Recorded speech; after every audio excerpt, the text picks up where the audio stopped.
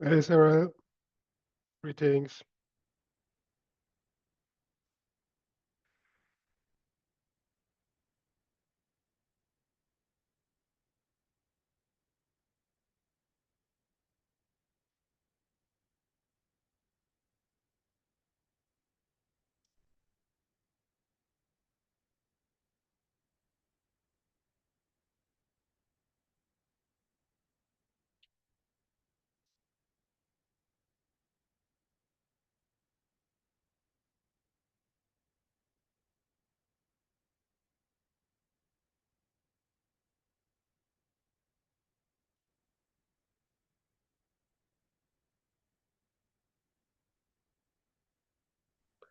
Hi. Eric, Hi, you can hear me. yes, loud and clear. Yes. Hi, Israel. Hi. Buenos días.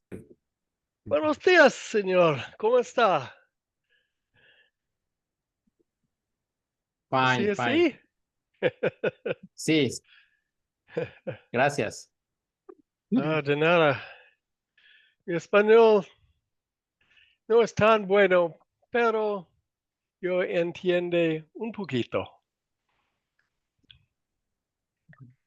De acuerdo, gracias. Hablar muy lento. Yes, Ich yes. spreche Deutsch auch, aber es Oh, ist okay. viele Jahre, seit ich habe Deutsch gesprochen. Sounds good, Rick. Sounds good. I was in Austria, and one day I came down, living with a family in Graz for Oh, my junior nice. year abroad. And one Mhm. morning I came down. I've dreamed. Ich habe auf Deutsch geträumt. I've dreamed in German. It was great. Graz is nice. My father was from Graz. He was Austrian. So I guess. Oh, and here's Deetha. Hi, Deetha. Sorry, I'm late. I'm going to have to leave early today. I've got a sonogram appointment. Ah, Hello, such new is life. person. Hello. I missed your introduction. Introduce her, please, Claudia. Oh, no, she can introduce herself. Margit, please Yes. introduce yourself. Yes, I can. So I'm very happy. Hello. Hello, hello. Hear you. Hello. Hi, Okay. Pamela. Hi. So, My name Margaret, who are Yes. you? Tell us a moment about yourself. My name is Margit, as I told already. I live also in Germany, happy to close to Claudia, not so far away. I'm working as a psychotherapist, and I'm interested in the Enneagram since, let's say, 20 years, always busy with this. And as I heard about this magnetic field, I would say I was pulled to this field since I'm very young, let's say 13 years or something. So I always wanted to know, I always wanted to understand, I always knew there must be more than I can see. And so I'm very happy to find here people that they have the same pool and know much more than I know right now. So I'm glad that I just can be here. I don't know exactly about this. I started with the doc with the book, but I'm in the beginning now, and some things I don't understand right now, but I hope it will go better. And I also worked with hypnosis, so trance and how our unconscious is moving and was doing things I know a little bit. So main issue is also meditation. I meditate since, let's say, 40 years daily. Now, daily, it's a really big point in my life. To get more aware about myself and what's going on. And yes, and I started 10 years ago, I started to play piano. So I know a little bit about the octaves, but I think in this case is totally different than I know it from the music. Yeah, but the music will help, Margit. Yes, good. I love music, so therefore I started to play piano in an old age. But I wanted it so much. So this is my. If I really want to do something, it will happen. So if I put my energy in it, I could play. I'll give you quick 2 comments about Russell. One is, he said, it's all music. And another one was, he was very good at self-hypnosis. He could put himself under to the point where he invited a dentist to go ahead. He could drill away, he could poke a needle in his tongue, he could do whatever he wanted. And not only would he not feel it, but he could stop the saliva from coming. And Yes. So he had all of that as a skill set from very early on. And yes, it can be really useful, I think. I've been trying to acquire that skill set too. So, well, welcome everybody. We could start. I've got a couple of things from Russell. I have a little bit, and I'll make these available to you. There's a number of inner journeys where Russell has been recorded taking people's stuff. So Margaret, if you want to go back to some of these earlier chapters, you can watch Russell teaching somebody one-on-one. And we'll see a little bit of that today. We're in chapter 5. I'm going to show you one in chapter 5 where he talks about fishing. Oh. Yeah. And because he always brings things down to a very easily comprehensible level. And also he has videos for all of his exercises where he explains them personally with lots of stories. So I will make that available to you. So you can catch up at your own rate. You can also ask Jerry here, who's over. He's to the right on my screen wearing that red and yellow jacket, or me, or Nadir, who happens to be on a plane to Japan right now. He's still working, and he's a very good teacher of people across cultural boundaries. All of us are available to teach this material one-on-one, should you be interested. Pamela. Yes, I just wanted to let you know that Russell's book is the kind of book that you can read it once to get the gist of it. But if you're really, really interested in working on yourself and really acquiring something more for your being, then it's going to require 2, 3, 4 readings. And so you read it again and you read it again. And each and every time you read it, you're going to gain something. Things start to accumulate. It starts to coagulate in your being and your understanding. And so it's not the type of book that you're going to read once and get everything you need to get from it. And yes, there are many points in the book that seem difficult, but if you just read it again, and the more you work on yourself, then they become less and less difficult. And then it becomes very, very easy to understand it and apply it to the real world. So don't feel discouraged the first time you go in that direction. And everybody here on this screen is available to assist you in any way. So just keep going, do it again. Any endeavor you really want to learn, you're going to have to approach it more than once. That's just a fact. So just keep plugging. And doing the exercises is really, really important.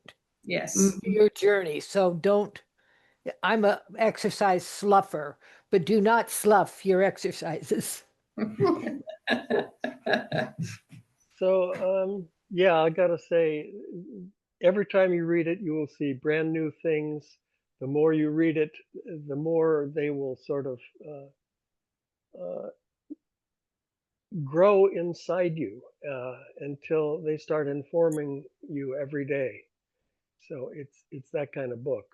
It is. And the more you read it, the more you realize the magnitude and the knowledge that it encompasses. It's an incredible structure of great knowledge. It truly is. And it seems a little overwhelming at first, and a lot of it just goes over our head. But the more you get into it, the book is just full of life knowledge, knowledge that is very practical. It explains so many things. It blows me away sometimes at the depth of the knowledge that this book carries. It truly does. No matter how many times I read it, and just like, wow, how, you know. There's always new stuff. Anybody want to share a best moment or a question before we start covering chapter 5? Yes. Please. First, I have two, so I'll bore everybody with two, but one of them is quick. And it refers to the imagine yourself conscious exercise. That's my kind of exercise. Boy, you don't have to plan. You don't have to do anything. And but it is remarkable that I don't ordinarily be in that state of mind. So it's fairly easy. Outside at sunset around here, it's pretty easy to be appreciative of how wonderful life is and how nice it is. But imagining myself as a conscious man, I realized, wait, stop here and just like this, just appreciate this. So and it really puts me in a state of mind that I am not usually in, and stops me from being rushed along by the physical activities that I think I need to do. So that's the first one. I love that exercise. Deetha, it's you're in my kind of exercise. It's just easy and instantly rewarding, and also instantly illuminating, in that I realize, well, I can kind of change things here a little bit in my state of mind, and the state of mind and how I feel seems to be the important thing. So that's one. Thank you, Rick, for reminding us of the imagine yourself conscious exercise. Now, the other one they're is... all good. They're all good. They're all good. The other one is, boy, I had a miserable week. This was terrible. The computer was acting up. My bank locked me out of my accounts. I couldn't find out what money I had or didn't have, or what bills I needed to pay. And I got this email from my student loan company, the government company, that says you're way behind and you owe big amounts of money. And I couldn't access their account either, so I didn't know what the heck they were doing. So that was yesterday, and it was raining, and now I felt miserable. So today, I'm deaf, and I don't like calling people for help, or I don't like asking for help. I called up the Nelnet people and got the nicest lady. So not only did she help me explaining what my account was like and get me signed up so I could get back on, but the high point of this conversation after she helped me was I remembered to say this. I remembered to say, you know, and I knew her name, Maria. Maria, when people call up, we're usually angry and upset. So not only did you solve my problem, but you provided therapy for me. So thank you. And that changed me. I hope it changed her, but I realized that there was this back and forth. And I know, ladies, you probably do this naturally. I don't do it naturally. I'm one of those kind of Asperger's autistic people who do not relate very well to human beings. So when I do this with this lady on the phone, and it ends up with me having a nice feeling of gratitude and being able to say thank you, I owe a lot of that to Russell Smith, actually. Being considerate of other people and giving people their due. It's not natural to me. Anyway, that was a joyful moment for me, and I made this lady laugh wherever she is, and made her feel like maybe her job is worthwhile, I hope. And she changed my attitude from this grumpy, miserable guy to this sort of cheerful guy. So anyway, those are my 2 high points. It was wonderful. Thank you very much. Oh, Those you, were Joel. beautiful, Joel. Beautiful. I have one I'd like to share, just not the meat of it, but how it was for me. Because I've been doing this work for over 20 years. I was at Russell School for 20 years with Pamela, which was a treat. And I, this last week, through some stuff that went on in our Wednesday class, I found myself in a new station in myself, where all of my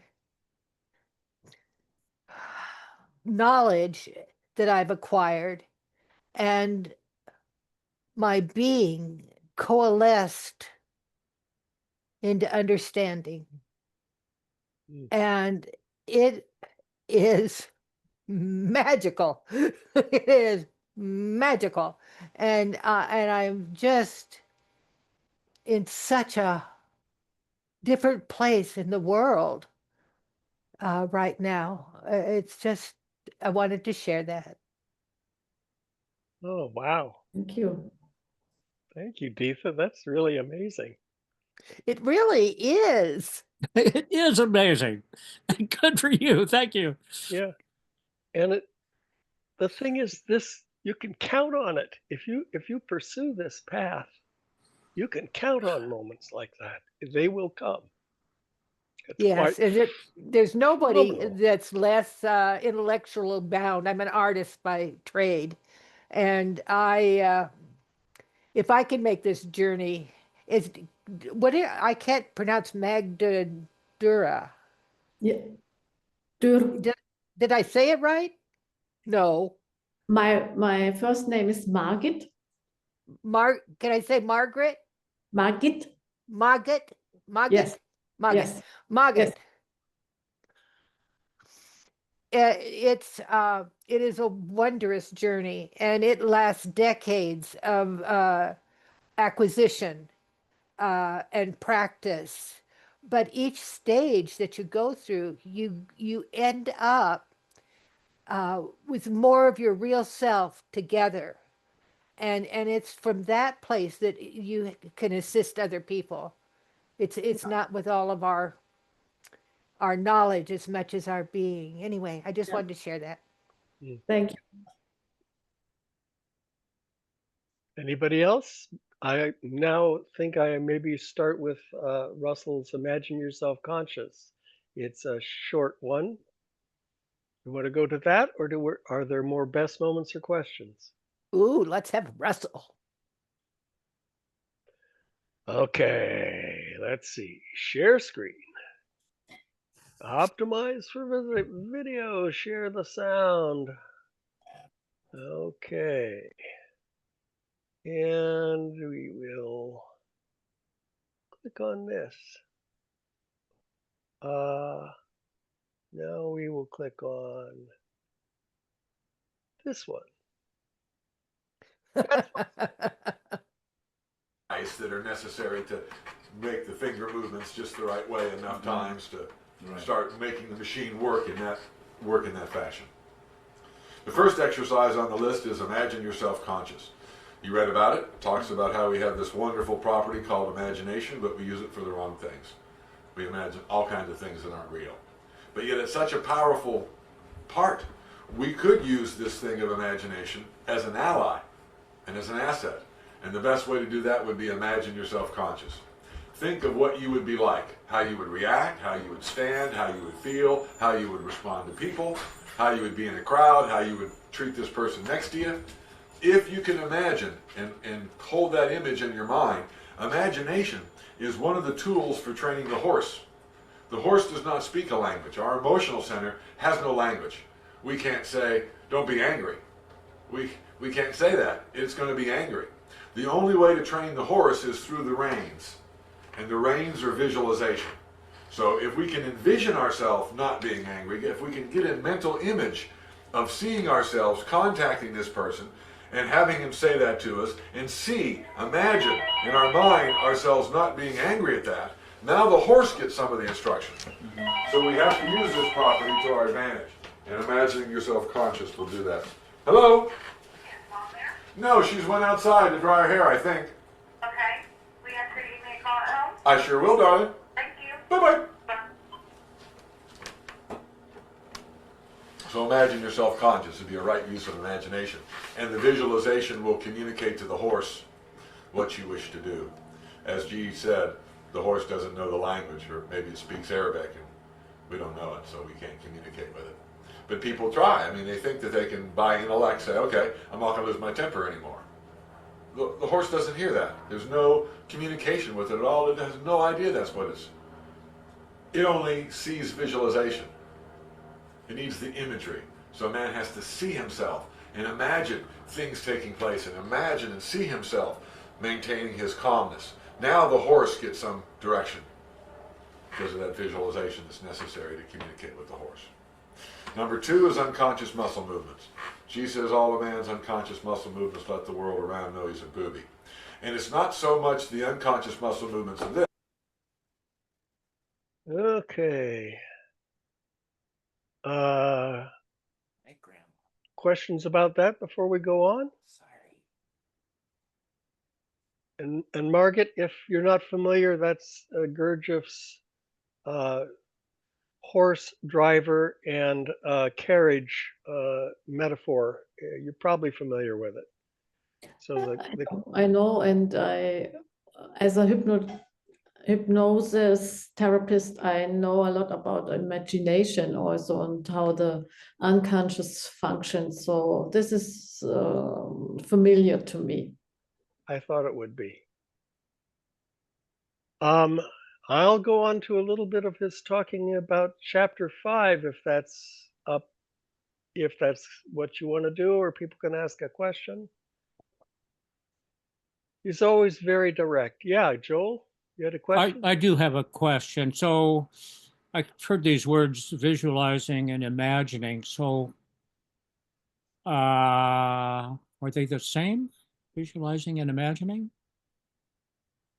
Well, you can imagine things without visualizing. You can imagine things verbally. You can imagine with pictures. Visualizing, I think, has an emotional component to it. You're sort of imagining. You're not just seeing yourself in a different state. You're visualizing what it would feel like to be in that state. And your imagination is based on a conscious imagination, not letting it run rampant. You're consciously imagining how you would be in that situation along with your emotional state. You're trying to bring all your centers together actually to accomplish that. Yeah, it's like when you're remembering yourself, what self are you remembering? Well, probably you want to start with remembering the queen, your extra joker, someone who is tuned into life and to other people and to the amazing qualities of this world. You don't want to imagine your grumpy self, right? You want to imagine some part of yourself that is got some unusually alive, vital connection to the world and to others. Okay. I mean, all of this stuff is a pointing, right? It's just a pointing to the efforts that we can learn to make internally. You know, I can give one quick example. My father, before he passed away, and for years and years and years, he had the habit, I guess he enjoyed it, I don't really know, it doesn't really matter, but he used to badger me. And badger me in the point of he would say, well, you're not being religious enough, or you're not tithing enough, or you're not this, or you're not that, or he would make fun of me, or this, that, and the other. And I knew that was the way it was going to be when I went there. I mean, that's just the way he was. He was always that way. So in order for me to combat that and be prepared for it, before I would go, I would imagine him addressing me like that and saying the things that he said. But I would also imagine me hearing what he said and already preparing for not being affected by it. I had to actually imagine myself not being affected by whatever it was he said. And I had to, even though I had to fool myself, because a lot of times I was, eventually I got to the point where I was never affected by anything he said. It just was nothing. But I had to get to that place. And so it took conscious imagination and visualization of me going through him being there in my mind and emotionally, and him saying certain things to me, and how, what was I going to react to that, putting up my guard, being prepared. So all of that was very helpful. And sure enough, eventually I was not affected by anything he said or did forever and ever and ever. So it does work. Great example. Thank you. Here's another one from Russell. I'm happy to let him do a job for me here this morning.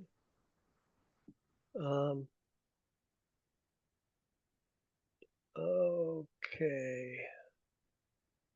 That is, oh, I thought I had it already queued up, but I seem to have wiped it out. Let's see.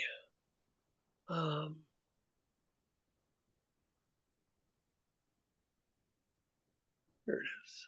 And other subjective ways where that fish happened to be gathered. We're in chapter 5. He's but taking no one knows how to catch ascending octaves. It's only been subjective, and none of the ways that that they've been caught have been able to be repeated. And so now you have this lifetime of people attempting to catch these elusive things called fish, and very unsuccessful. Yet there's religions devoted to them, and philosophies devoted to them, and people tell you what they look like and how they swim, and have all this data and dictates about it. And there's prayers to the fish to try to coax them to the boat. And all this is going on, right? But here we have some people. I think we missed just a brief introduction. He's saying this is the metaphor for people trying to wake up, right? So this is a metaphor for people, for religions throughout history. Only he's calling it fishing. We have some guys who somewhere in the course of their life said, hey, I want to figure out the fish thing.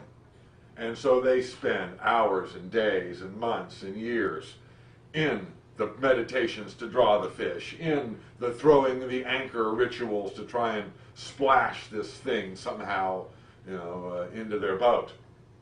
And then those individuals find a guy who knows how to fish. And when he shows them how to do it, they treasure it. They hold it with great value. They recognize how important it is. And they become very good fishermen. But then he shows a man who's really never been interested in fishing, hasn't really been in a lifelong pursuit of catching fish, and he shows him how to catch a fish. Well, that man doesn't treat it with the same value as the man who has been for a long time on the search of trying to get one. So although both have been given the knowledge of catching fish, one will do a lot more with it than the others. Because to the other, it's, well, I never really tried to catch any. I don't really understand how difficult it was. And so it's not as impressive to me to be able to be shown how to catch a fish as it is to the guy who's labored for 30 years to try and figure it out. And then when he's shown, it becomes a very treasured, valuable thing that he protects and utilizes to the penultimate of its possibilities. And that's what awakening is like. Students who have been on the quest for a long time do better because they value the work more. They value April Fools more. The young whippersnapper who's really never been on the quest, who shows up here because his friend showed up here, and I show him how to awake, it's like, well, this is cool, but I don't value it because I haven't been, I haven't sat there in hours of meditation and haven't, done this and done that and done that. Carried those Struggled anchors. so hard to get something. And then when I'm given it, it's precious. If I haven't made those struggles and, well, this is cool, but what do I do with it? It wasn't my, it wasn't that penultimate quest. So, in answer to your question last night, why do some students seem to, do more than others or gain more than others? And part of it is because they really want to fish. They've been trying to fish for a long time. They've been looking for fish. They've been reading everything they could about fish. They've tried all the ways of fishing.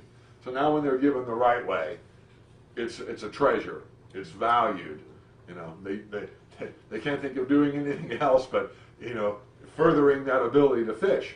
To where the guy who's never fished or, went out once in a while to fish doesn't appreciate it, doesn't put the value on it. It's like the sower in the Bible, the parable of the sower in the Bible is the same thing. The person that's got the good ground is the one that's tilled that ground, wanted something to grow, been preparing for it, and not knowing how to get it. When the seed falls, it produces in different capacities, depending upon how long he's been working his ground. So now we got three forces on the way down, and we got a way to go back up. The last guy has to reconstruct the structure that came down. Because not only will that give him the same structure to climb, but that structure will provide the shocks, the forces that are going to overcome the innate forces that stop the event at Fa, La, and Do.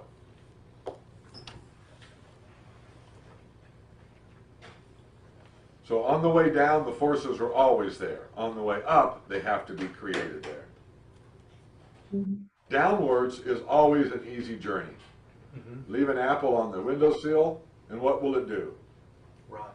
Do you ever go, honey, we need to shock it. It stopped rotting. We better do something. See, downwards is an easy journey. The forces downwards are always there. But to go up and to turn that apple into an apple tree, man, you got to bring in shocks all the way along the line to get the ascension to take place. To get the ascension to take place, it happens automatically.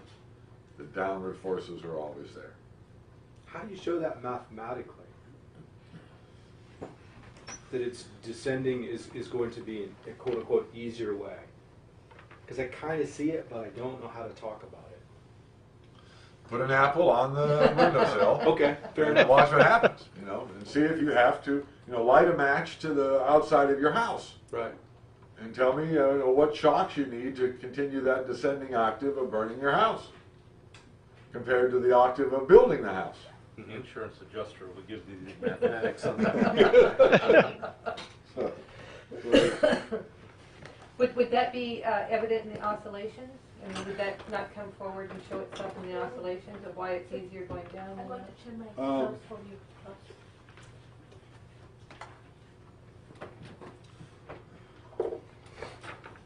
Well, when we did the math the other day of the ascending and descending Do, we saw that there was a, how do I put it? Oh, don't even worry about that. Just take the model that deconstruction is a much easier process than construction. Right. It just is. Okay. For things to break down, doesn't need much help. For things to be organized. Yeah, build yourself. Build a Lincoln log house, and you got to put every log in place. Right. Right. Let your little kid come over to the Lincoln log house. He can take that puppy down in a second. Right.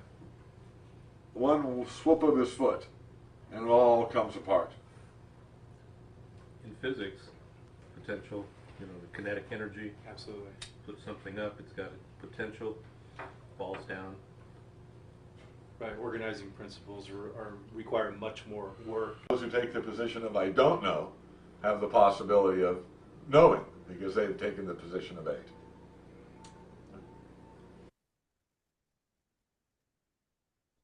Okay. Well, there we are in chapter 5.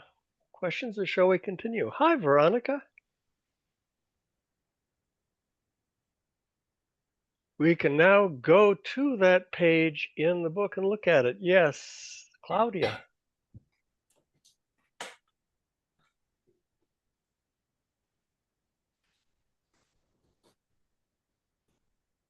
Claudia, you don't have your microphone on. No, thanks. Yes, Russell just said down Someone is is much. sharing a screen here. Is that you, Claudia? I did something and I don't know how to get back. Oh, there should be a red there I go. thing. There you Now go. it should be okay. Yep. Russell just said going down is much easier than going up, right? Yes.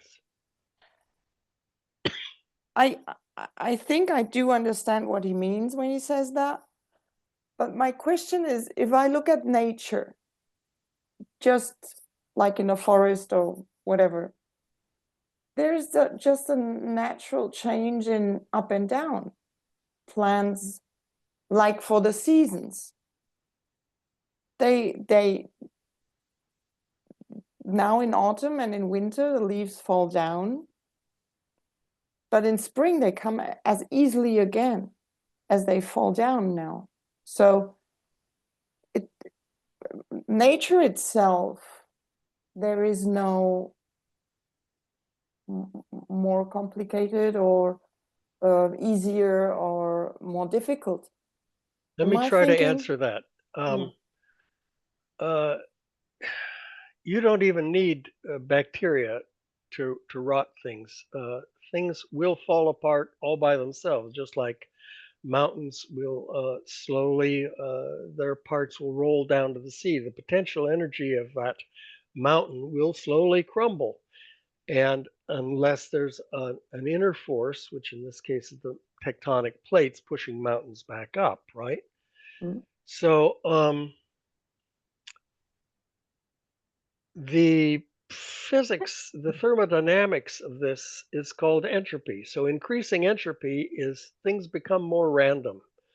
You can think of dropping an egg, it splats. It's never going to go back to being an egg again. To get an egg takes the DNA in the chicken. It takes a living chicken. The chicken has to eat. The chicken has to actually fertilize the egg for it to be useful and grow a new chicken. All this stuff is ascending octaves, and there is a master chef involved in all living things, and that's our DNA. The DNA, while it isn't conscious, has developed over billions of years, and it knows what it's up to, right? It's going to the way of finding the assisting octaves in nature is the law of large numbers. So a tree will put out 1,000,000 acorns, and a very few of them will find the right combination of soil and water and sunlight so that you get a new oak tree. And the others, that's too bad. They will just go to pieces and become part of the soil. So yes, there actually is always a lot of complicated work going on behind the scene every time anything goes up. And in terms of the trees losing their leaves and so on, that's an oscillation. The oscillation that's happening when the trees get the leaves and they drop them and get the leaves and they drop them, all that seasonal stuff, that's an oscillation within the life of the tree. And that's not a breakdown, it's just the oscillating factor in the growth of the tree. And right, like we go to work every day, right? It's an oscillation. That's the main oscillation. Yeah, Stephen. Well, I was originally just going to comment on, I think I was like that young whippersnapper that he was talking about that, came into the work from a friend of mine, my mom, and kind of was like handed it without having to like struggle through a long lifetime of, going to various people and trying to search for that myself. I mean, I was searching, but it was like early on. So, but I don't know, Claudia mentioned about the trees, and to me, I think it does actually fit that model of energy being needed to ascend. So the tree in the springtime is receiving a lot more energy from the sun than it was in the winter. And so it is actually requiring more energy, and it's requiring more input in order to like achieve that higher level of organization. when the winter comes and the sun moves away, that tree does start to decay. And in fact, if winter kept going, that tree would eventually die. It needs to receive that additional light and energy at some point, or eventually it would decay actually. So it's trapped in that oscillation, but it's an oscillation of our planet because it's like kind of moving around the sun, and the different sides of the earth are being heated differently according to the seasons. So I don't know. I just wanted to. That was what I was thinking about when you were talking about that. Great. Thank you. Jerry? That helped. Jerry? Oh, Claudia, you ask such wonderful questions. The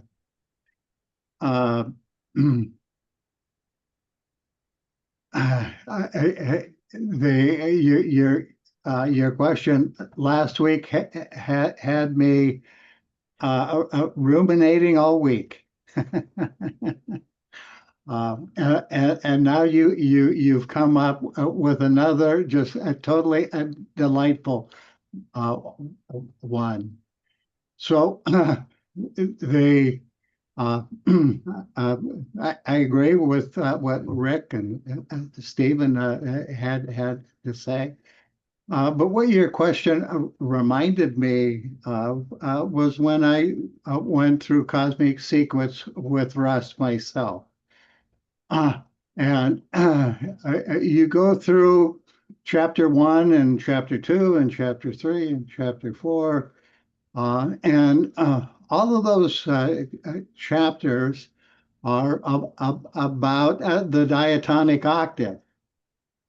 And the math of a quarter, an eighth, a quarter, a third, a half, 2/3, 7/8, and the whole, right? Now you get to chapter 5. Oh my God. And he doesn't, I don't remember him warning me that he was going to change the, we were switching to a different math. And one way to characterize that was we're switching from the math of what things are, their being, their a diatonic structure, to how they become what they are. And it's a completely different mathematics. It's the mathematics of the of outer octaves.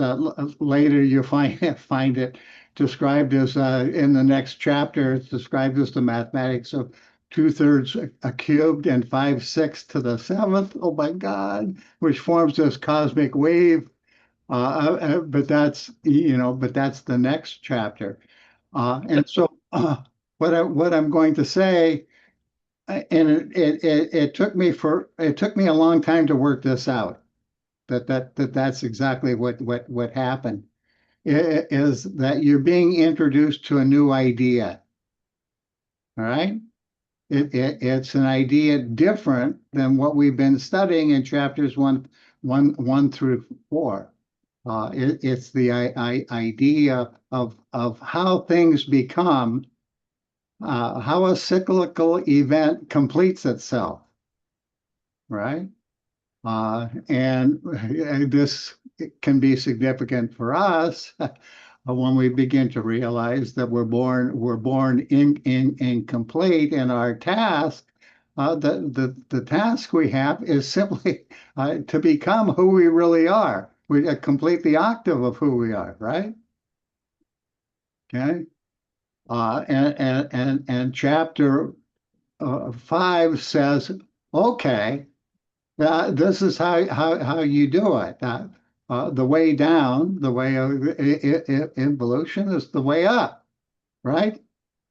And if you're familiar with Jacob's ladder, it's like, oh my God, here's Jacob's ladder, right? And what enables higher forces to to involve to go from the top do to the bottom do, let's say from a 12 to a 6, right? Or a 24 to a 12, that's involution, right? Now we're learning how to go up. They from an 8 to a 16, right?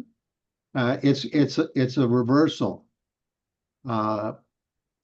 involution and evolution, right? So they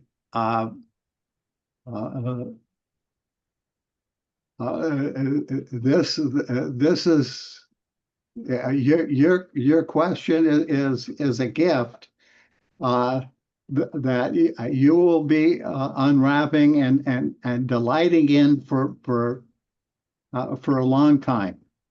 So, great question.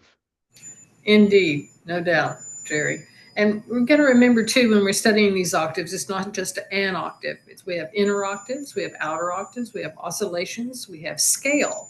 And we always, not always, but we tend to forget about scale, and that's a big factor involved. So, over. Thank you. Yeah.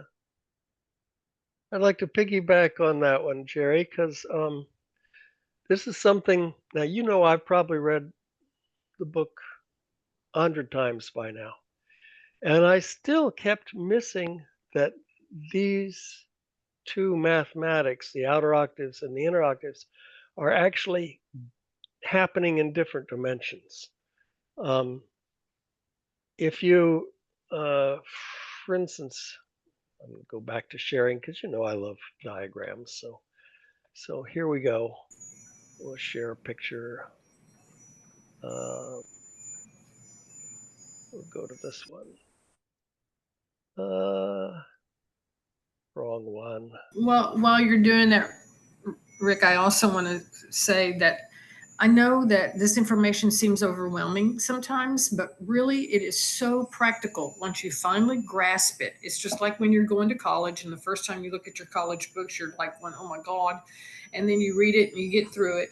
But once you grasp it, it is so practical. You can see it everywhere in everything that you do on every daily basis. It's all over the place. And so just stick with it and it'll all come together. It is ultimately practical.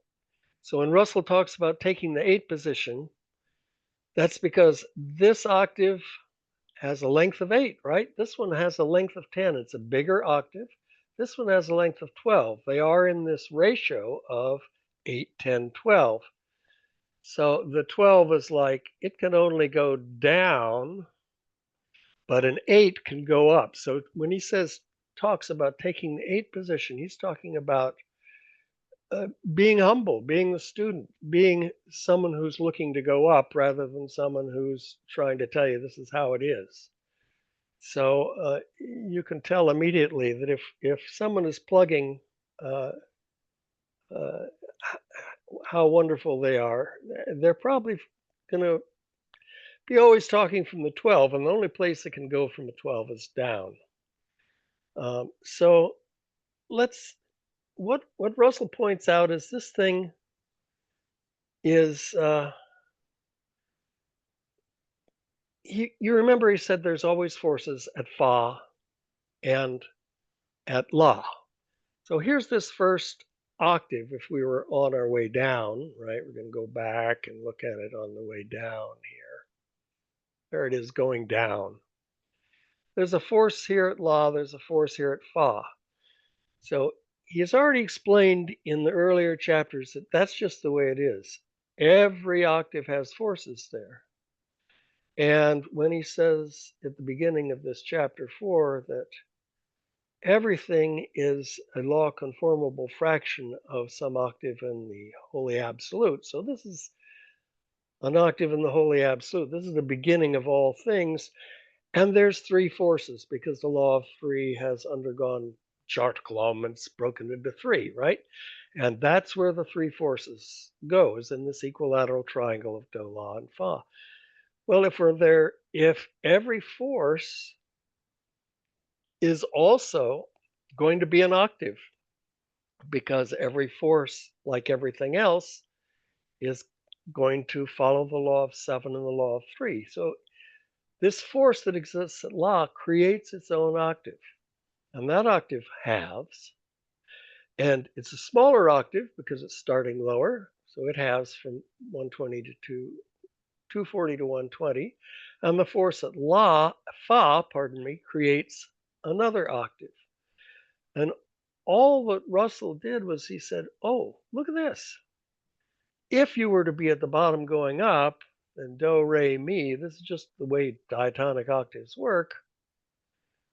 If you've got a force that was generated here at La, then this mi is going to be the same as that do. Well, so what? Well, this is what. You go do, re, mi, fa, you're going to hit a force at fa, and it's going to knock you out of the ballpark. And then in just a few minutes, we'll look at how that stops you. He's got a beautiful diagram about how forces kill you off, stop you from going anywhere. But if you get an assisting octave, this is the seed getting some water, right? The seed gets some water at mi. It actually is not going do, re, mi, fa. It's going do, re, mi, switches over, picks up the water and starts up this octave. If this octave goes by blending up to here, this octave gets to so because this one's gone do, re, mi. That wakes up so. So is the same vibration, the same frequency as this do. So this octave hits its fa and it can't go any further. But now if you say, oh, okay, I've got another octave here that I can grab onto, and you know it's got to be intentional when you're doing ascending octaves. It's either got to be intentional through your DNA, or it's got to be because you know, oh, I've got to plant that seed where it's going to get some sunlight. So it goes over here to do, and it starts going up this octave by blending. And that can get it past this fa, which gets it over to T here. So it's actually gotten you up. You remember Russell's famous picture of this is, let's see, where is that one? There, the 3 bodies. So he's saying, okay, this is the physical life we're living in our physical body. These are the 2 parts of us over here, the astral stuff and the mental stuff that are invisible to other people. This is our meaning, right? This is our inner life, and this is our thoughts and the laws that control us. So you don't go do, re, mi, fa, sol, la, ti, do. You go do, re, mi, do, re, mi, do, re, mi until you connect to something, meaning that allows you to move up here and awaken something higher in yourself. And then when you get to this so, you can go up here. And that movement is the objective exercise, or April Fool's. When you go from this do to re, it awakens this higher emotional center. The instinctive moving part of this octave is experienced in the physical body as the higher emotional center. And then we can enter this octave, the La Ti. You remember, we can't get pushed beyond La by this physical do. So you're on your own out here. It's a lonely place, but it's the real place that human beings live. If you get into this octave, you have the opportunity perhaps to reach this note T, which you experience by this has gone up to the moving. You actually have now a higher mental operating. When this is at moving, the higher mental center over here is activated, and you begin to see these laws in effect everywhere. And then you get the master exercises, and you can die before you die. You can do this part where you start transforming negative emotions, transforming your reactions dumping your opinions and trading them for a more objective view of things. If you were to be able to do that, generate these higher energies here, that feeds back to this octave. This is a higher octave than us. This octave gets stuck at its fa. And so this is the job of human beings. If we were to go here, that's this little shock octave here, we're actually feeding back to a higher octave, eventually back to the Holy Son Absolute. We're giving back every time we are able to conquer our own mechanicality and reach a more objective place in ourselves where there's some freedom and some new choice. So this is an incredibly useful diagram. And what Jerry is saying is, these are the octaves of becoming. These are the outer octaves. They're all scale 1, doubling to having octaves. And you've got to see this as being perpendicular to a whole separate dimension, just like width is separate from height. It's perpendicular to this, to the, each one of these octaves has its own being. It has its own inner octaves, right? This octave has all the inner octaves of your setters and your organs and all of your molecules and everything else. That's a different math. You could see that as being perpendicular to this line of, to this plane of this paper. It's a different math. If this these octaves are operating this plane of paper, the octave of being of inner octaves is perpendicular to it.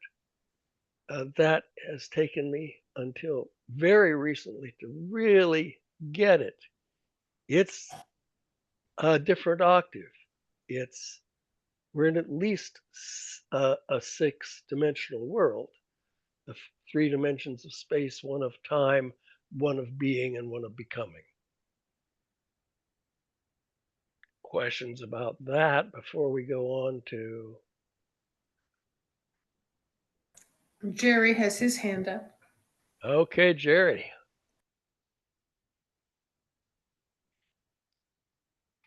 You're muted.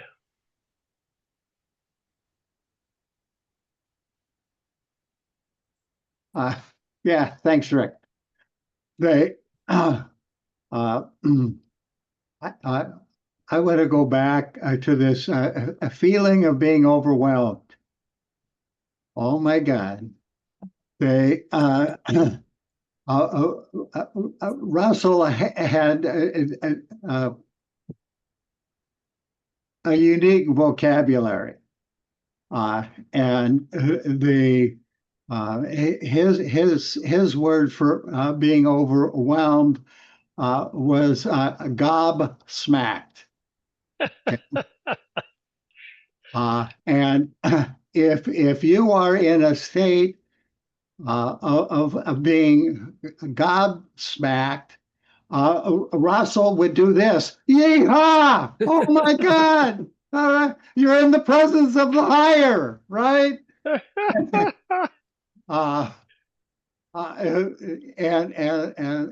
And so a part of this whole process was to bring you to this place in which you're a gobsmacked. You're overwhelmed. Your ordinary intellectual center, is just being frazzled, right? It's like because we're making room now for higher mind, right? Higher feelings, higher emotions, higher thoughts, right? And it's totally overwhelming to or it can be, if it's working rightly, it can be just completely overwhelming to our lower nature, right? So if you're feeling overwhelmed, give yourself a pat on the back, and the process is working. Yeehaw! Yeehaw. Russell always liked Gary because Gary had this refined, British accent. But personally, I'll take a yeehaw anytime. It's right, simple. It's like, oh, you're confused. You're right where you ought to be. Yeehaw.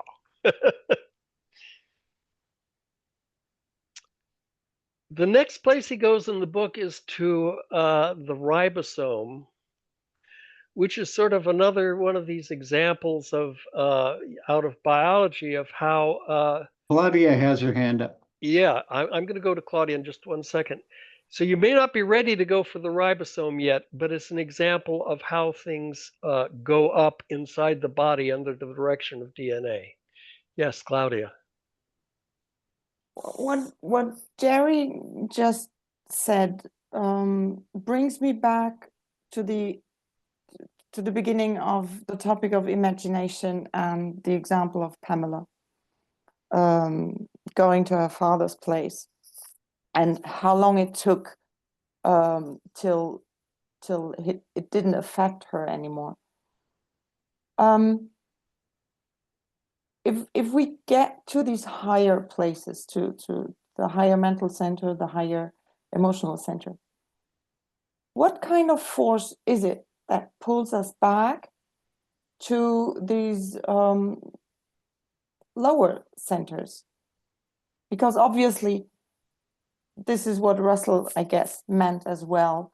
It's much easier to go down than to go up. Is including this reality how fast we fall back into our animal nature. What Madame de Salzman, pupil of Gurdjieff, kept saying, human beings have an animal nature and an angelic nature. And going up to the higher centers is getting in contact with our angelic nature. Pamela, you want to answer that, obviously. I'll answer part of it. It's been my experience, and I think a lot of people will agree, that the majority of the things that affect us is internal considering. We take it personally, and we don't realize that everyone around us, every action is, people are just being mechanical as they go through life. They're saying things that they've imitating from somebody else, from some TV program, from some parent, from some friend. They're not really independently thinking on their own. They're just reacting to life, every little push and pull that comes in, and they're reacting. That's pretty much how we go through life. And if we react to these things, we take it personally, and internal considering is a huge factor in us becoming very mechanical very quickly. As far as how long did it take me to work with my father, in all fairness, I didn't get to see him very often. It would have been quicker if I could have, because I was a very serious student. But the main thing is I didn't have all the exercises that Russell had come up with. Eventually, all the exercises Russell had, I would have worked much quicker. But it was before he had the exercises. And so I was having to scamper along with just the few that I had at the time. This was 30, 35 years ago, 40 years ago. So yes, once I learned some of the tools of the trade and the exercises, the master exercises and the double or nothing exercises, things moved very swiftly after that. And if I could have seen my father more often, I would have gone over every day. I didn't live near him. I lived over an hour away, but I would have gone over every day to work on myself. So it took a while for me to overcome what his machine was. His machine was always picking on me, badgering me. It's just the way he was. And so the first time I went, yes, I was very affected by it, like I was growing up. I was affected for days. The second time I went, I was only affected for a few hours. The third time I went, because I would work on myself in between the visits. So the third time I went, I wasn't as affected very much. The fourth and fifth time I went, I found that I wasn't affected when it was happening. I thought, oh, great, I'm making progress. And then eventually, after a few more visits, I found that he couldn't affect me in any form or fashion or way. Nothing he did ever affected me ever again. And ironically, because I freed myself from him, he quit picking on me. It's the weirdest thing how that works, but somehow that's how this work works. So it did take a while, but in all fairness, if I had had the exercises, it would have been much quicker. But anyway, so if we internal consider somebody says something, somebody does something, and we take it personally, we react. When I go through life, I realize that people are just reacting from a mechanical place. They're not thinking before they speak. They're not thinking before they act. They're just being mechanical in everything they do. I was that way too. So being that way at one time in my life, I really can't hold them accountable for who they are. They're not doing it intentionally. Now, there are people that will intentionally say something to try to get you because that's their character. They think that's funny to make it something to upset you. That's just who they are. And if you know that those kind of people exist, then you're already prepared for them. But if you just go through life and free yourself from these things, knowing that everything you lay your eyes on, everything you see, you have the potential of being exactly the same way. You could have been exactly the same way, and maybe you were, and you've overcome it at the time, but you're not seeing anything different than what you were before you found the work. And so you can't really hold anyone personally reliable for what their actions are. And so therefore you're not affected by what they say, what they do, and you understand where they're coming from. You literally understand why things are the way they are. Mm-hmm. And because you understand why things are the way they are, you address everything in life intellectually rather than emotionally, and you deal with it as it's happening, and you react according to what needs to be done at the moment, at the time, rather than just being a mechanical automaton. And so you actually calculate what you're going to say and calculate how you're going to move and calculate your posture and you calculate your personality so that you react however needs to be react. But to be able to do that, you have got to be free.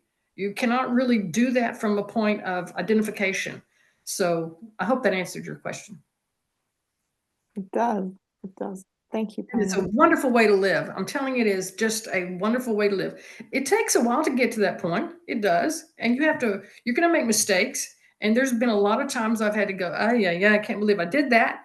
And then you're going to have to also find things in yourself that go, noted, don't do it that way again. So you're going to find, you're going to make mistakes along the way. But those are all lessons to be learned. Those are all observations to take in and realize that, life is a laboratory. That life has been given to us to be able to deal with everything that's happening so that we can put ourselves in a place of others, be respectful, understand where they're coming from, understand that we were like that too, and to be able to navigate through life and become something higher so that you can truly have a navigational point of view from a place of freedom and you're not pushed and pulled by all the things that are happening in the world. It's a beautiful journey. It's just absolutely a beautiful journey, but it takes a while to get to that place. And maybe it took me longer than other people because I was so screwed up. Maybe that's the case. It doesn't really matter. We're all going in the same direction. So it's all good. But being free, there is just nothing like being free. You can't even describe it. Jerry, your turn. Wonderful, Pamela. Thank you. Okay, so Claudia, oh my God, you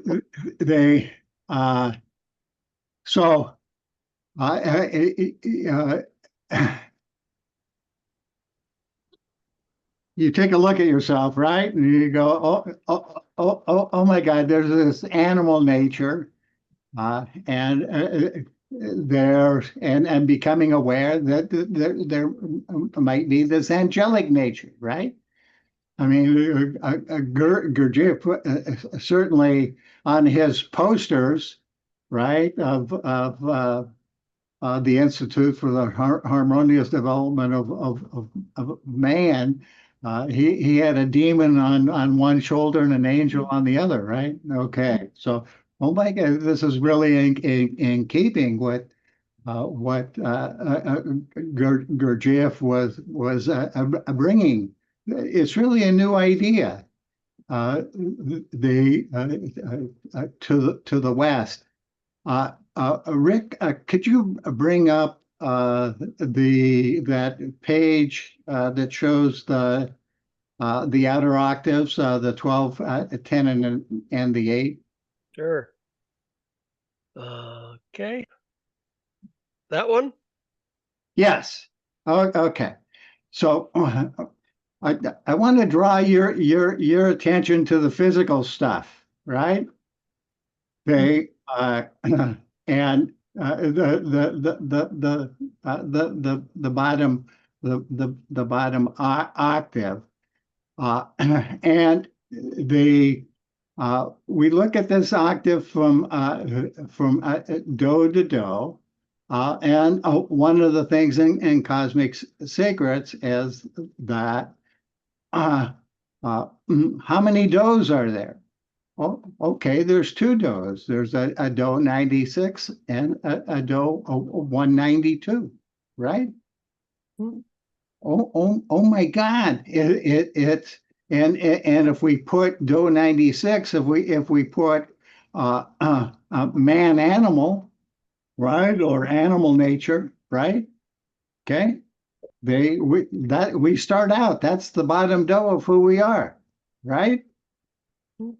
Okay. And so what about this higher aspect of who we are? Well, we go up to do. Oh my God. Okay. So if that's the do of the man angel, right? Russ would refer to that as the man angel. And then if I ask myself, well, who am I, right? Oh my God, I'm this octave that goes all the way from man animal to man angel. And if I say to myself, who am I? I'm this octave, right? Right? Then I'm an octave that has these two does in me, right? And if we calculate it mathematically, it's really interesting. So if we go Ray 108, if we go, okay, that's my instinctive center, me 120, that's my moving center, 520, 128, that's my emotional center. So 144, that's my intellectual center. If I calculate that mathematically, the distance between 96 and 144 is 48, right? Okay. And now if I look at the so to do, which is where the higher centers are, right? La, higher emotional center, and T, the higher mental center. If I look at the octave from so to do, 144 to 192, it has a length of 48. Oh my God! I'm half animal, half angel. I'm half lower and half higher. Those are the two halves of who I am. And what the work is all about is simply changing the relationship in which instead of the lower being active, when the lower is active, when the do when the 96 to 144 is active, when my sensing is active, when my activity is active, when my feelings are active, when my thoughts are active, I'm in this lower part of who I am, right? Okay.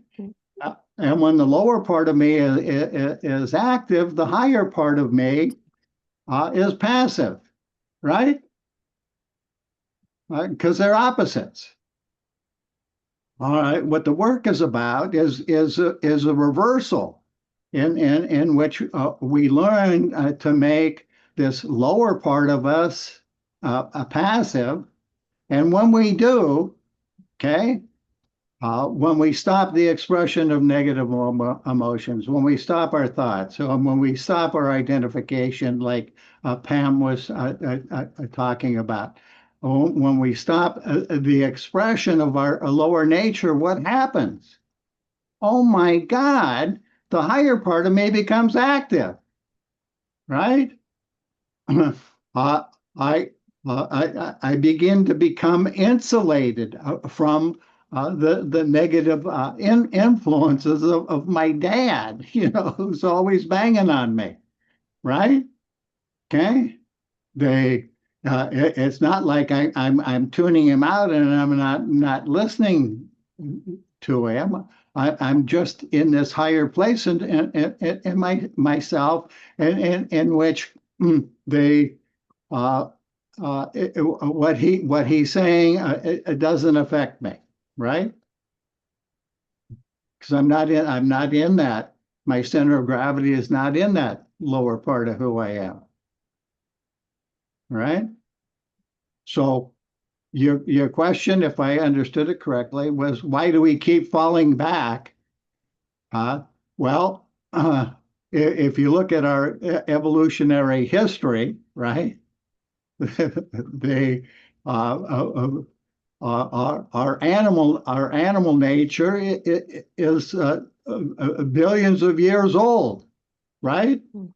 Okay, and that has created neural circuits in our brain that are pretty entrenched, right? Okay.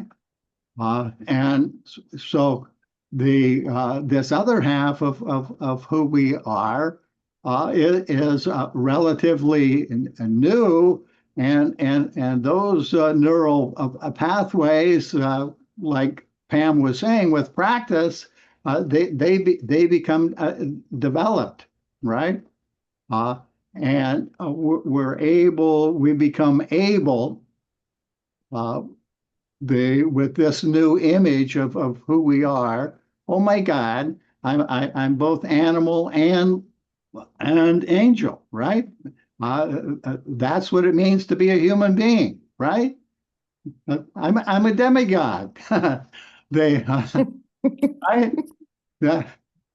Achilles. I'm Odysseus, right? I'm this heroic figure that's in the world, right? Why do I keep falling back? Because I'm in this world, right? Okay, I've got this physical body. I'm on the planet Earth. I'm in this. I'm in this place, but with the work. And with these ideas, I can discover this other half of who I am, this other half of who I am, and I can change the relationship between the two halves of who I am, right? And when I'm able to be in the world but not of it, I don't have to deny the fact that I'm an animal or that I have an animal nature. Of course, I have an animal nature. Okay, that's a part of who I am, but it's not the whole story. Oh my God.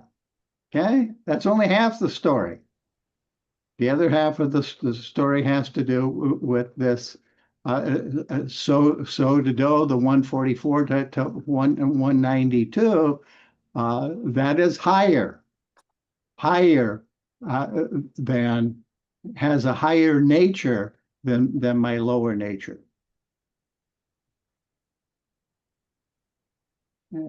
Okay. Woohoo! Thank you very much, Jerry. Oh, So Rick, I have a question. It's a little different. Wait a minute. Let me just add one thing there on what Oh, absolutely, Jerry absolutely. said, which is it's not a mistake. The fact that we keep falling back into our animal nature is not a problem. It's the very opportunity Right. that we are given as human beings to become something more. We are incomplete beings.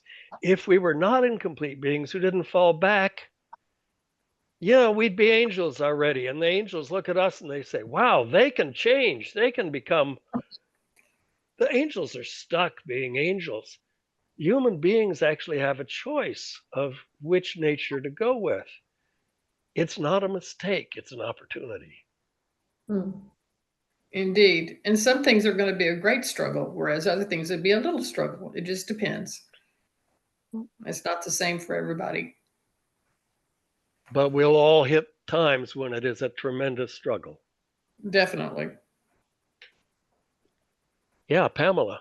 Okay, my question, I'm not even 100% sure if I can ask it to where you'll, I mean, of course you will get it, Mr. Brainhead, my professor. Anyway, let's say we put the apple on the ledge and it's decaying on its own. Can we identify what the law and fa of that decay is in relation to the decaying apple? Well, it's a little tough, I think, because there's life all around us. So the apple would not decay so very quickly if there weren't all these bacteria. Right. Oh, food! I can make more bacteria out of this. That's mostly how the apple decays so quickly. So if the apple were put in a vacuum somewhere and life couldn't get at it, and it were out there in outer space flying around frozen, it might last for 100,000 years until it fell into a sun and burned up. So life greatly accelerates. Anything that's got any energy, life will eat it, right? Got it. Things will burn. For instance, wood will burn and go back into its components of oxygen and carbon dioxide because it's got energy. All it needs is a spark, and all of a sudden, all the work all those trees have done return to carbon dioxide and heat. And never shall it appear again. New trees have to start all over again. So it's a little difficult to identify what the law would be and what the fa would be in a decaying. And when we know what they are in an assisting octaves, but I was just curious about the Yeah, it's easier to see it in the example of a burning candle or a burning tree, because you're actually seeing it go right back to the component parts that the tree assembled through sunlight and water in the first place. Gotcha. The carbohydrates and oxygen. And then you light it off and the oxygen burns the carbohydrates. All that energy that the tree has put into making carbohydrates is released as heat, and you're left back with what you started. All right. Thank you. Yeah. And Will? I just had one thought on that when the fruit falls to the ground, actually it's in the process of nature where it decays, breaks down, and the tree is actually feeding itself. It builds up all this stuff, it goes to the ground, it's broken down in nutrients, and that's what it uses for food. So it's an incredible cycle. So even though nothing's it's wasted, decay, right? It's actually a real process to feed what's coming up in the next process coming up. Yeah, and in chapter 6, you get into the 3 particularities, and Russell goes into that in some detail, right? yeah, and I don't know how this fits in, but remember the absolute, he eats himself. So all that plays in somewhere. And we're eating ourselves too. Yes, we are. We're eating our lower nature, hopefully, and converting it into some capacity for freedom that we didn't have before. And that's a becoming, right? That's not given. That's always has to be intentional. Yeah, Jerry.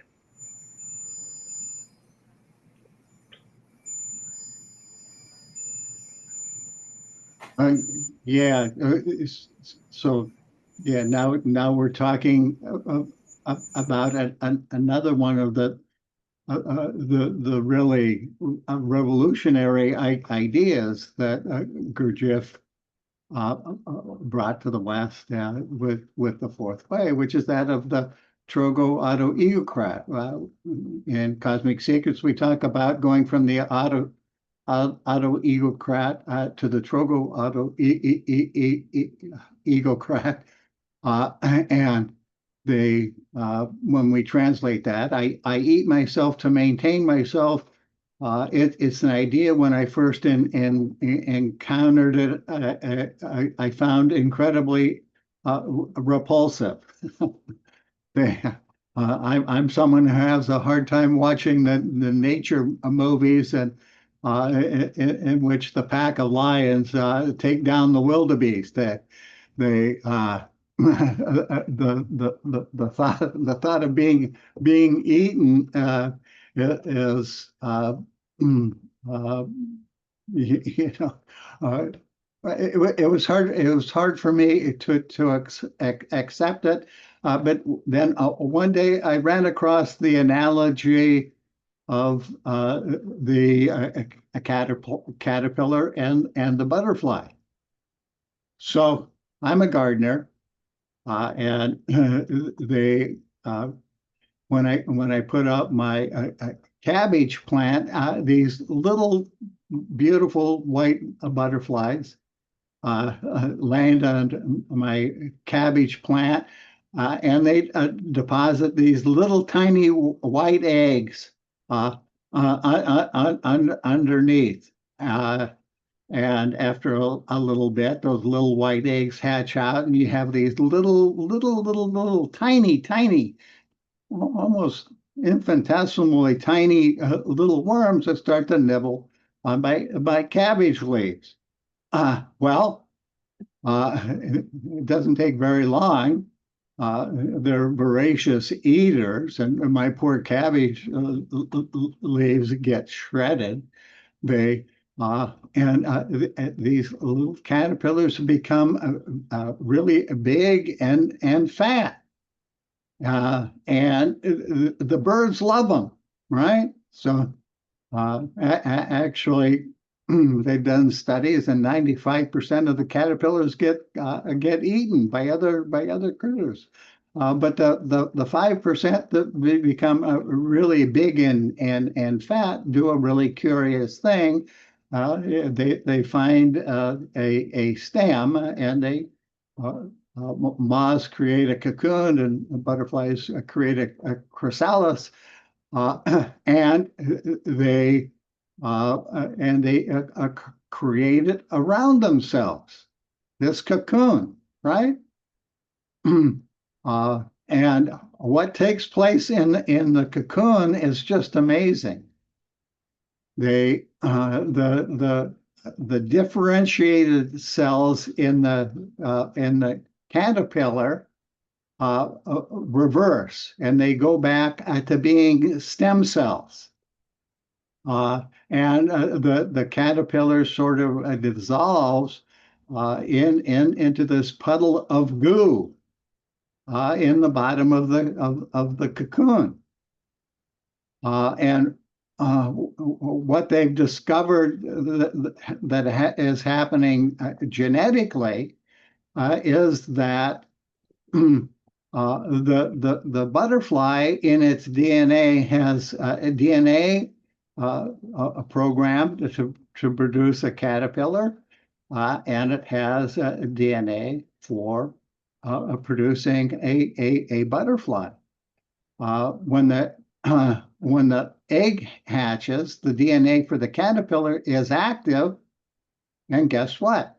The DNA for the butterfly is inactive. Oh my God! But in the cocoon, when the caterpillar dissolves into this mass of stem cells, a reversal takes place, just like I was talking about a little bit earlier, right?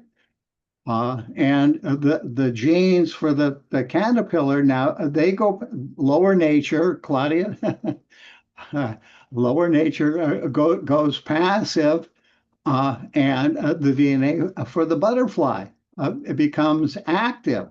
And how does the butterfly how is the butterfly created? It's created by the goo. It's fed by the dissolved caterpillar, right? It's actually the caterpillar, and that becomes the butterfly eats itself to become itself, right? It actually feeds on its lower nature then to become a butterfly, right? Okay, the angelic aspect. If we apply this analogy to ourselves. And then when the butterfly is completely formed, then it breaks out of the cocoon and it goes flying around in my garden and it lays these little pretty white eggs on underneath my cabbage leaves, right? And so a very similar process happens with us as we begin to be able to accept our lower nature, accept our lower nature, but instead of always being caught up into it being active and expressing itself, right? We learn to pull on the brake, right? Carriage the horse and the driver has a brake and is able to pull on the brake, able to pull on the reins, right? And stop the horse. So when we stop the lower nature, then our lower nature is able to feed and is able to develop that higher aspect of who we are. I eat myself to maintain myself. Beautiful. Good place to stop. It's It's a great 12:30. place to stop. Thank you, Jerry. Thank you, everybody. Thank you. These Margie, ideas are glad you could endlessly Thank you, come. Rick. Thank you, Jerry. Thank rich. you very much. Something from it. Thank you. Great Thank to Have a see nice you. Thank you, week. everybody. Bye-bye. Thank you all. Have a nice Bye. week. Bye. Love you, Great to Veronica. see you, Margaret. Bye all. Bye, all. Bye-bye. Bye. Thank you. Thank you. See you all. Thank you. Bye. Bye.